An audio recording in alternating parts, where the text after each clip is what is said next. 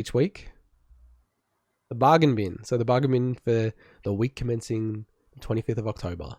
As tradition dictates, we always start with the Epic Game Store because they always deliver some freebies. So this week, Costume Quest 2 and Layers of Fear 2 are both free. I think you were saying that Costume Quest is not too bad of a game, Swinny? Yeah, well, Costume Quest 2 is just as good as Costume Quest 1. They're very similar games, but those games are really, really fun. I think it's Costume Quest 2 has an achievement where you have to play as a candy corn for the whole game, and all the candy corn can do in battle, because it's a turn-based like JRPG style game, is just like defend. So essentially you've just got like a character can't do anything for the whole game, and there's an achievement for it. It's actually really funny. That is funny. And what I'm really excited about is next week, Blair Witch is going to be free, but then Ghostbusters, the video game remastered, is actually going to be free, which is kind of huge because I was almost going to buy this on the Switch. I saw it in store. So I've actually got a bit of a weird history with this game. So I have this game on 360, not the remastered, but that's where it originally came out, yeah? Yeah, and PS3, and I'm guessing PC as well.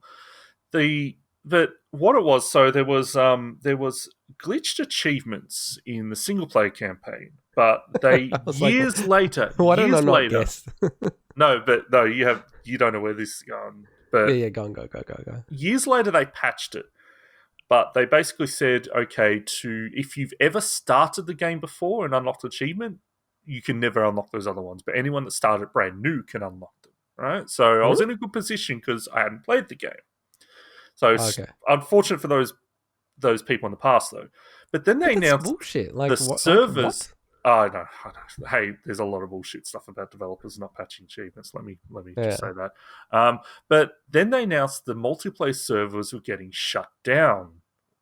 And there's a lot of very difficult multiplayer achievements. So there was a mad scramble, and this is where I cared about more than RPGs. There's a mad scramble to try to complete all the online achievements. So there's heaps of boosting sessions coming up. I'm playing this game for hours a day, trying to finish all the multiplayer achievements, and so that I don't miss my chance.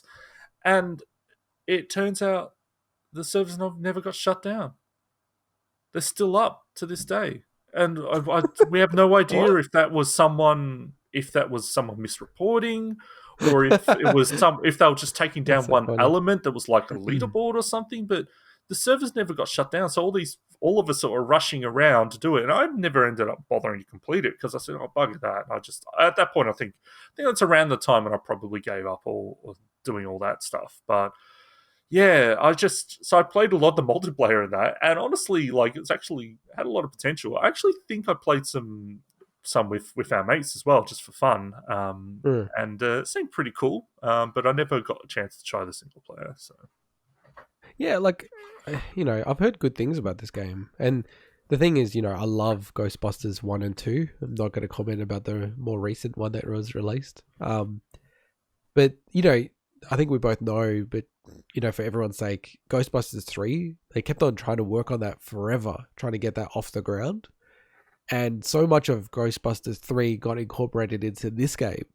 So much so that Dan Aykroyd basically has said in interviews he considers the game to be the third movie, and it actually uses a lot of the original actors, their voices and things like that. So I don't know. I think it's pretty cool, man. I'm super keen to get this for free next week. That's just unreal. It's gonna be really cool, and it's obviously Halloween themed, so that's why it's these items are coming up for Halloween. Nintendo Switch. Do you want to go through some of your highlights? Yeah, so as per usual, just went through, had a look at any games that I thought were cool games to, that people might want to pick up.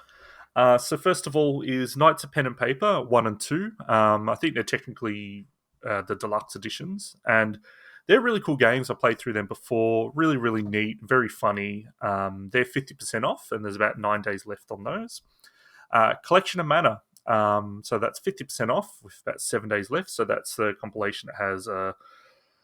was it Final Fantasy Adventure? I always get this wrong. Final Fantasy Adventure, Secret of Mana, and Seiken Densetsu 3, which I think is now called Trials of Mana in the West. A game that I've heard a lot about that was started as a mobile game called Bury Me, My Love. Very narrative-driven game, but apparently very good. That's 80% off with 9 days left. And Cat Quest, which is 85% off with 3 days left. Now, the reason I point that out is it's only like a couple of dollars. And I'm currently playing through Cat Quest 2 on Xbox One.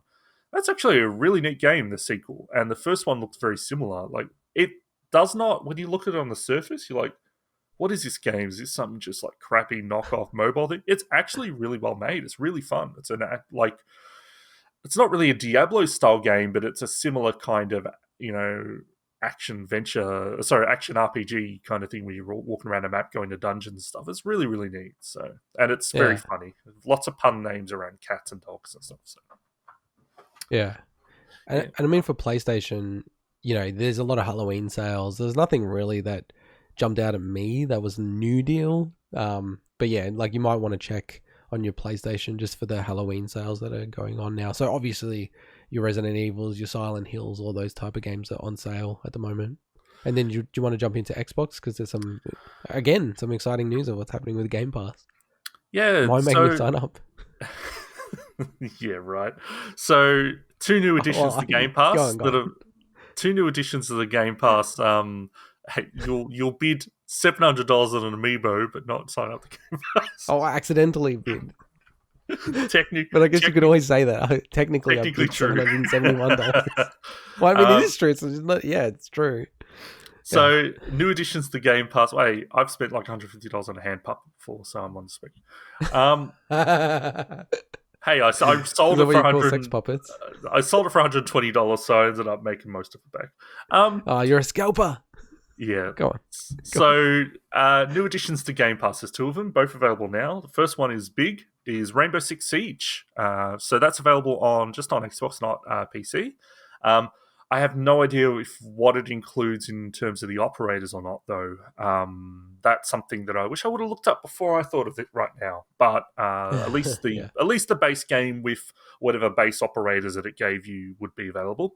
And also Gonner 2 is available now on Xbox and PC. I don't know much about that game, unfortunately. I believe it's a roguelite of some sort, but you don't know anything else, unfortunately. But 2 new additions this week, which is pretty good considering there was a huge amount over the last couple of weeks. So, yeah. Yeah, and they've been teasing this Rainbow Six Siege coming to Xbox for a while. Like they had one where it was like a rainbow, like 6 rainbows, and it was like a castle that they were trying to, invade, so like a siege. The internet will never figure that one out. I know. Yeah, exactly. And they tag Ubisoft in it. Like I know you're getting sick of this Game Pass thing. It's like a meme now, but I actually saw this news. I'm like, damn, I really want to play and get into Rainbow Six Siege. I think I've said this many, many times, and I'm so cheap, I'm not willing to buy it. But it's not on PC anyway. You'd need an Xbox. Rainbow Six Siege, yes, it is. No, the Game Pass. Yeah, no, but that's where I was getting to. You've stolen my punchline. So I was like, this tips me over the edge. So I checked it, and I'm like, what? This is only available on Xbox and Android through xCloud. I was like, what? That's so weird. Like, why is it not on PC? It's like so annoying. Siege is probably not the kind of game you'd want to be launching through the Windows Store anyway. It feels like that's something that just probably wouldn't be a good idea. Because you got to think, all these Xbox Game Pass games, like they're the Windows Store versions, So Siege just feels like the kind of game that would be better from. I know nothing about Siege on PC. I'm assuming it's through their own launcher or something, or Uplay or whatever they call it these days, but I'm not sure. So yeah. So I went from being excited and going, maybe I should get into Game Pass, to then going, damn it, because I don't know, like I'm such an elitist, like I cannot play these kind of games on console. It just feels wrong to me. Like the only style of game is maybe like a Gears of War, and I feel like that's been built from the ground up to be on controller. And Halo, there's games where Halo, maybe a little bit. Halo, yeah. But outside of that, I really struggle. Like playing like Modern Warfare and all that kind of stuff on controller just feels wrong.